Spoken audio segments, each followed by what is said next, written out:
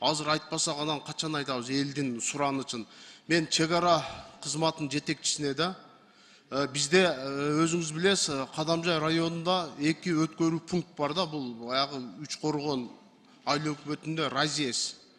Андан тышкары Пүлгөн өткөрүү пункт бар. Ушул жерде азыр аябай очередь көп болуп атат да. Биздин жарандар абдан бир ыңгайсыз абалга кабылып 1 сааттан 2 сааттан очередке туруп атат да. Ушу боюнча штат бөлүп берсеңиздер болот, ушу боюнча кандай чечим кабыл аласыздар? Мен 3-4 жолу айттым да бул маселе боюнча. Бизге элдер кайрылып атат. Анын үстүнө мына Өзбекстандан бир топ туристтер чыгып атат. Саламатсыздарбы, урматтуу төрага, урматтуу депутаттар, чек ара кызматынан чек ара көзөмөлдөө башкы башкарманын башчысы полковник Жалбиев. Сиз айтып кеткен маселе жеке эле тиги ошо Баткен жергесинде жайгашкан көзөмөл өткөрүү пункттарында эмес, Кыргызстанда жайгашкан бардык көзөмөл өткөрүү пунктунда ушундай маселе бар.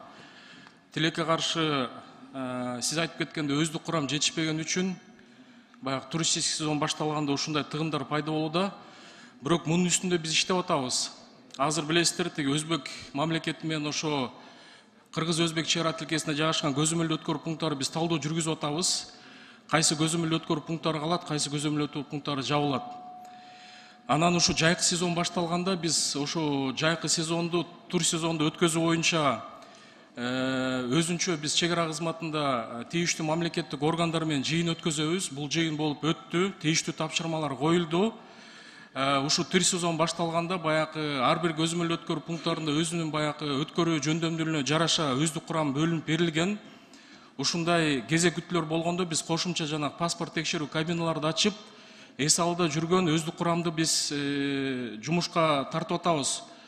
Бирок ошо айтып кеткенде өздүк курам кичине жетишпей атат. Бирок мунун үстүндө биз иштеп атабыз, ошо өздүк курамды көбөйтүү боюнча. Мен ишенем, ошо жакын арада ошо өздүк курам көбөйүп калса, мындай тыгымдар пайда болбойт. Рахмат. Андан тышкары ошол жерде личный составга да бир жакшы түшүндүрүү иштерин жүргүзсөңүздөр, бир болбогон акчаларды вымогать этип, биздин мамлекетти уят кылып атат. Ушу боюнча бизде менде так маалыматтар бар да, информация бар, мага беришип атат. Ошол жерде биздин жарандардан да акча алышат экен, кошуна Өзбекстандын жарандарынан да акча алышып атат экен да, бир 100 сом, 200 сомдон, 300 сомдон бул биздин мамлекетти уят кылып атат. Коррупция менен азыр өзүңүздөр билесиздер, генерал Камчыбек Кыдыршаевич жакшы тапшырма берди коррупция менен күрөшүү боюнча. Экинчи этабы кармалды. Ошол жерде иштеген жанакы начальник отделдердин айынан карапайым ошол жерде личный составдын сотрудниктери кылтыкка илинип калбасын да. Ушу боюнча бир катуу тапшырма берип көзөмөл кылыңыздар. Менде жакшы маалыматтар бар, анан мен жолугуп кетсеңиздер мен сиздерге айтамын. Андан тышкары санитарлык көзөмөл орган санэпидстанциянын өкүлүнө да жетекчисинде. Ошол өткөрүү пунктта Разиес барбы бул жерде санэпидстанциянын өкүлү?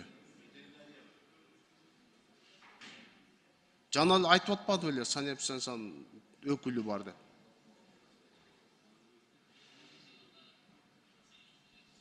Нурланбек Асанбекович. Алмазакынбекович бул жердеби? Мен айтсаңыз мен жеткирем сөзсүз түрдө.